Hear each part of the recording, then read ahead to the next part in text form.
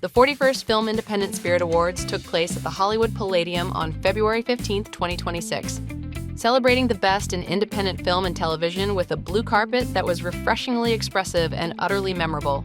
Hosted by Ego and Wadham, the ceremony honored films and shows that might be under the radar for mainstream audiences, but are absolutely beloved by critics, creatives, and true cinema lovers. And unlike more formal award shows, Spirit's fashion feels like a conversation. Relaxed but intentional, bold but personal, a real window into each artist's vibe. The host, Ego and Wadham, could easily have gone to the safe category, but instead she delivered elegant drama. That black lace corset bodice paired with the voluminous T-length skirt gave classic Hollywood energy. The floral lace detailing added texture without overwhelming the silhouette. The proportions worked beautifully on her. Fresh off a big win for Best Lead Performance in If I Had Legs, I'd Kick You, Rose Byrne owned the blue carpet in a statement Loa gown with artful cuts and bright accents that made her stand out without trying too hard. Kaia Gerber went simple yet striking in a mesh-detailed black dress. What stood out was how the slender silhouette and subtle mesh paneling gave the look depth without noise.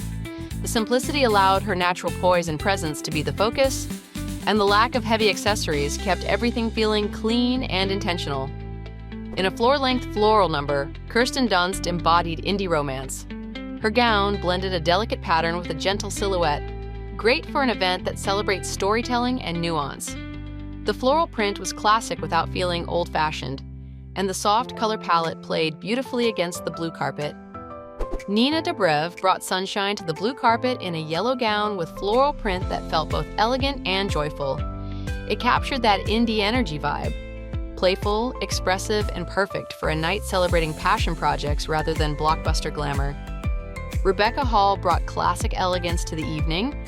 She went for sleek precision in a cobalt blue midi dress with subtle side cutouts. I especially loved that she didn't over-accessorize. The black and white slingback heels added a slightly unexpected contrast. Issa Rae went for a liquid gold column gown. The dress was covered in micro-beading that caught the light beautifully, almost like chainmail but softer and more fluid. The minimal strappy heels and delicate jewelry were exactly right.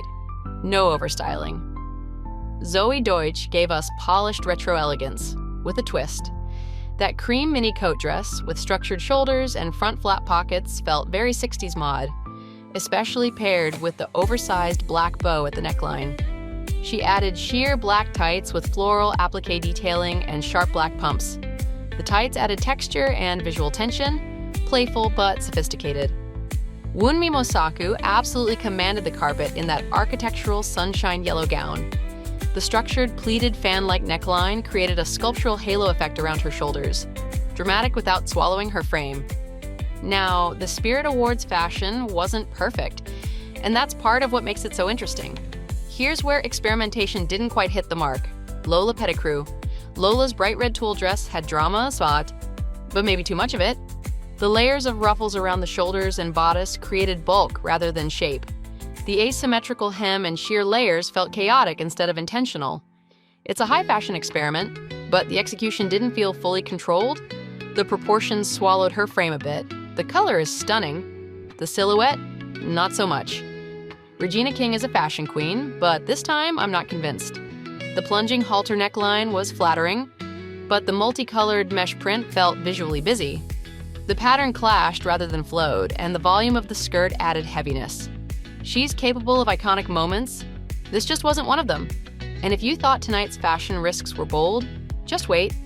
Because some of these looks, they're already giving early contenders for our worst looks of 2026 list. And trust me, last year's fashion disasters were on another level. 2025 gave us unforgettable red carpets, but not always for the right reasons. Some stars served, some stumbled, and some left us genuinely concerned. Let's dive into the worst fashion disasters of the year, one event at a time. Let's start with the Oscars 2025, where the acting was stellar, and the outfits were definitely not. It was a huge night for Best Supporting Actress winner Zoe Saldana, but unfortunately her dress was an even bigger fashion fail. It looked like someone took a pair of velvet drapes, stuffed them like throw pillows, and called it couture. At this point, her dress might be more qualified for interior design than the red carpet. And just when you thought it couldn't get worse, Whoopi Goldberg said, "Hold my space blanket." Now, I love Whoopi, but this dress? It looked like she got wrapped up in futuristic gift wrap, or maybe a very fancy garbage bag. Bold? Absolutely. Flattering? Not so much. You are a vision. This dress is spectacular, I'm not gonna lie. Then there's Isabella Rossellini, an absolute legend, but her dress? More luxury hotel drapery than red carpet elegance. The deep blue velvet was stunning, but the shapeless cut swallowed her whole. A little structure could have taken this from medieval wizard to true Hollywood royalty. And last but definitely not least, Brandi Carlile. She arrived looking like the Mad Hatter minus the hat. The polka dots, oversized lapels, and that random red bow, major eccentric tea party host vibes. We're just waiting on the Wonderland invite at this point. How do you feel in this? I feel like I'm a part of a fairy tale. I really do. It's like I'm in a beautiful fairy tale. Barbara Palvin also left us scratching our heads at the BOF 500 Gala. Her look had so much going on: odd hip padding, random feathers, misplaced lace. It felt more like a DIY sewing experiment than red carpet couture. Meanwhile, Sofia Vergara's lace-up gown was more beach club chic than red carpet glam. A rare miss for both. I don't do what is in fashion. I just do what makes me feel confident and beautiful. Anna Kendrick, however, had the opposite problem. Too much going on. The asymmetrical shoulder, the fringe, the layers. It looked like she lost a battle with a pom-pom factory. Points for trying, but sometimes less is more. I just don't want to think about it. I don't want to worry about it. Olivia Wilde, on the other hand, went in the opposite direction, straight to honeymoon lingerie territory. Someone should have reminded her this wasn't a pajama party. And Penelope Cruz? She usually stuns, but this dress completely lost her waistline in layers of unnecessary draping. And then there's Julia Fox. Maybe she was aiming for the birth of Venus, but instead of flowing waves, she got caught in a tangled mess of misplaced hair extensions. Or maybe she was just trying to outdo Bianca Censori's barely there Grammy dress? Because nothing says moving on like beating your ex's new wife in the shock factor game. And now we're off to Cannes, the festival of cinema, sunshine, and surprisingly messy fashion moments. Halle Berry showed up looking like a half-unwrapped birthday present someone forgot to return. The Jacquemus black and white striped halter dress had a puffed-up skirt and a random pink ruffle popping out the back like a surprise party no one asked for. It gave Beetlejuice, but make it couture confusion. Honestly, Halle deserves better. And so do we. And then there was Heidi Klum, who clearly missed the email about no voluminous outfits. The Cannes red carpet rules were strict this year. No massive trains, no dress traffic jams. But Heidi rolled up in a pink ruffle explosion that looked like it got into a fight with a cotton candy machine and lost. Was it bold? Yes. Was it legal? According to Cannes, not really. Now, let's talk about mint condition chaos. Alessandra Ambrosio's green silk gown with furry sleeves looked like a sexy holiday ornament come to life. The fabric was luxe, the slit was high, but those sleeves? They belong on a Muppet.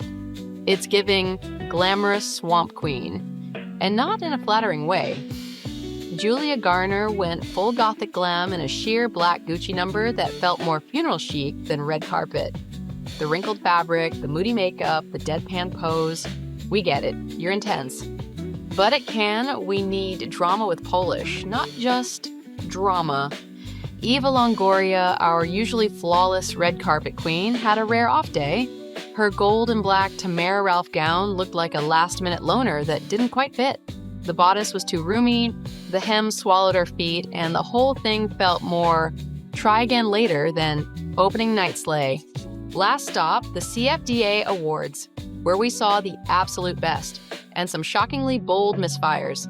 Leslie Bibb went for gold, literally in a draped gown, but the fit wasn't quite right, and the ruffles made it feel a little dated. It's one of those almost moments. The idea was there, but the execution didn't match the occasion. Switching things up, Lily Allen tried for sleek and sultry with a lingerie-inspired outfit, but it leaned a little too revealing and understructured. With just a bit more coverage, it could have been modern chic.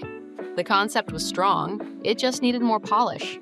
Mandy Moore, unfortunately, didn't have the best luck with her outfit this time. The oversized sequins and sheer ombre skirt didn't quite blend together, and the silhouette didn't flatter her as it could have. It had potential.